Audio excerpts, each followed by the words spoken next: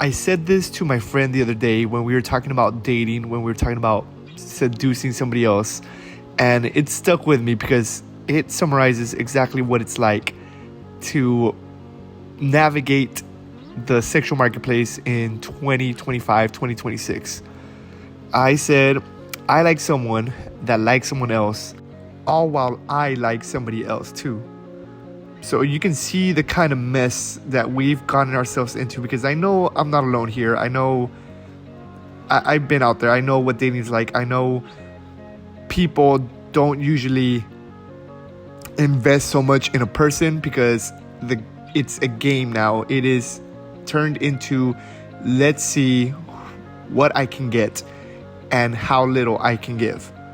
So first of all, let's start with a Bible verse, Proverbs 32. But a man who commits adultery has no sense. Whoever does so destroys himself.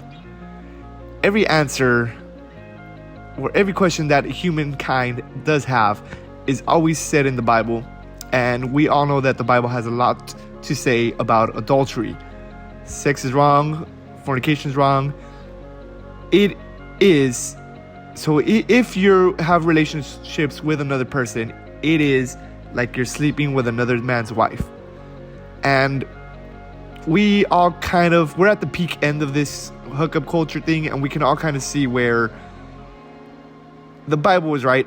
Obviously, God was right, always. But we can see how bad humanity becomes because of it.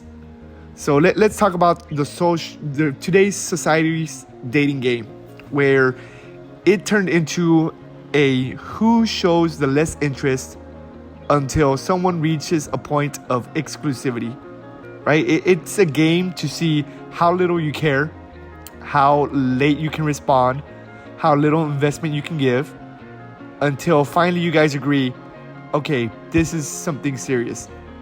And all the while, the two people are investing little time into it, right? And still having sex, investing little time to it, and still hanging out, trying to pretend that there's no emotional investment, even though you guys are doing all the emotional attachments to it. All the while, they're not dating. So this becomes an open gray area where you can at least have somebody on the side, because once again, it's not exclusive. And once again, I have no interest, even though they both do.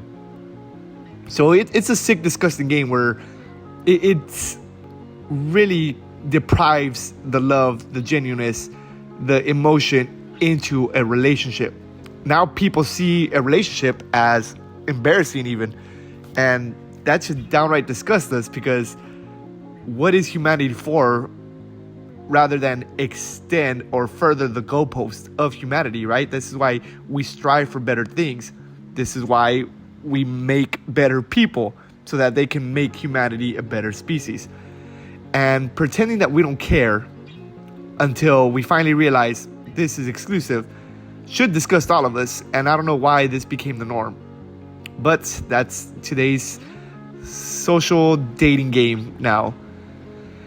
That coupled with there's a better option mentality that men and women have, where because dating is so open and because dating is a game of I don't care, you can always go for a better option available. And that should also sicken you, because if there are, how do I say this right? If there's a point where you can always achieve something better, you'll never be happy with what you have. And it sounds disgusting because you kind of want to strive for better things, but then it's like, we are not objects. We are people with flaws, and you are a person with flaws, and you should accept other people. It exchanges genuineness into a term of marketability, right? So we are no longer sharing our emotions. We are striving for who gives me a better market opportunity to showcase my life better. The dating game is disgusting right now, and we all kind of agree. We all know this. Nobody's happy out here. We all see the kind of deprived people that we become, to where we lose our humanity and we trade it in for this false sense of what we think a relationship should be.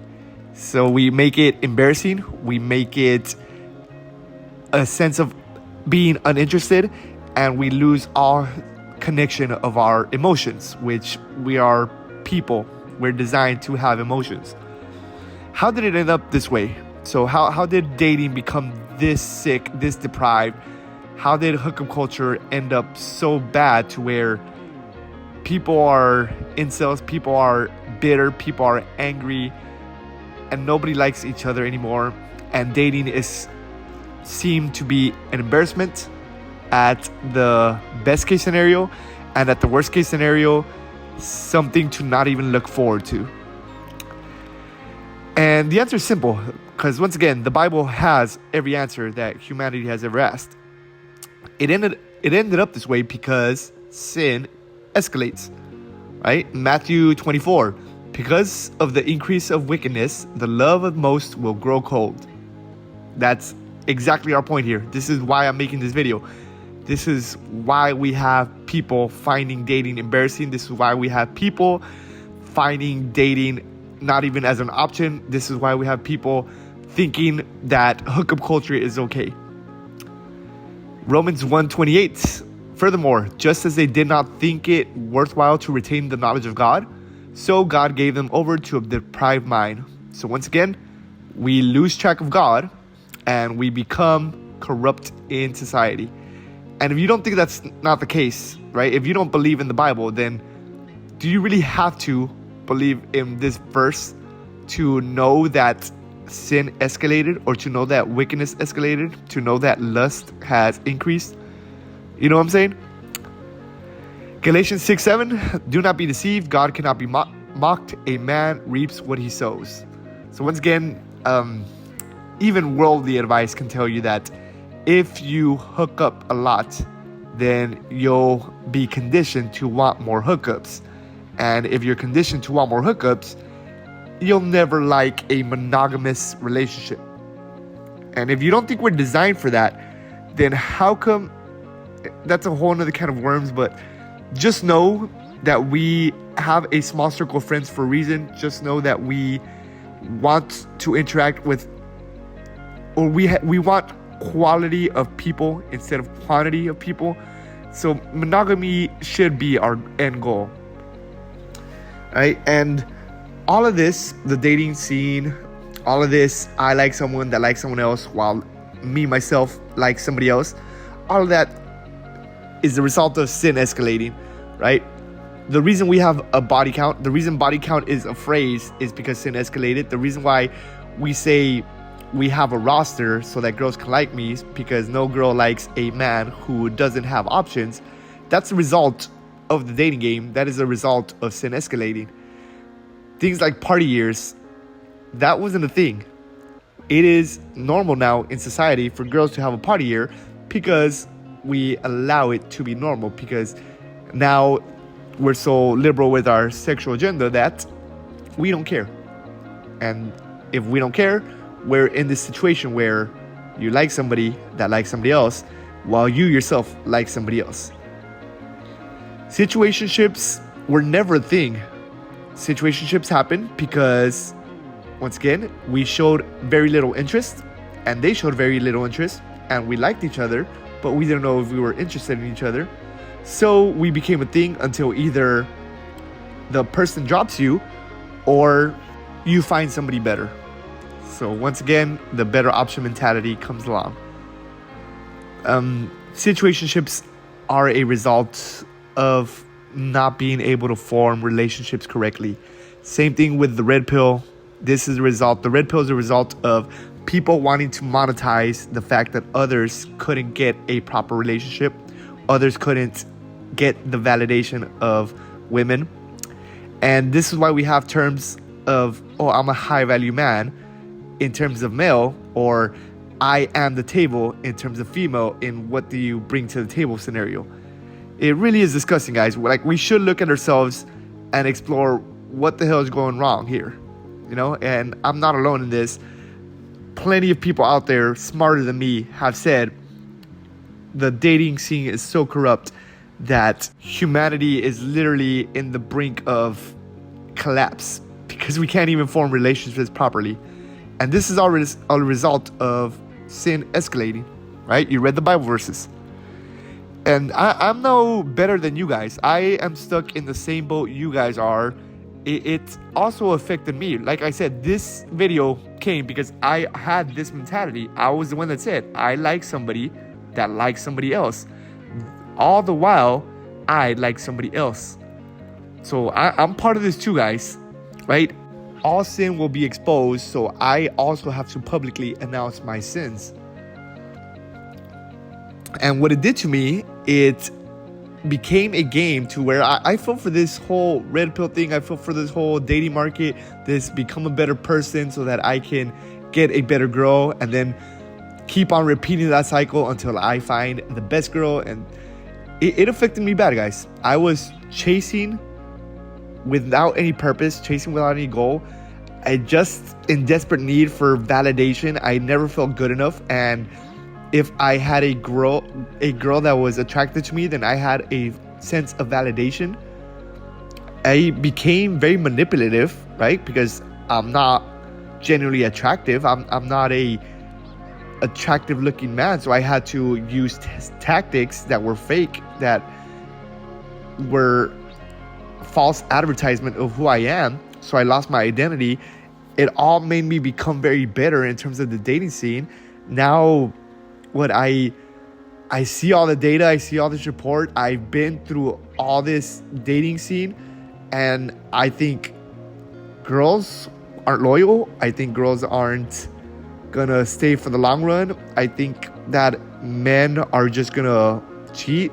So it affected my sense of loss for humanity, you know?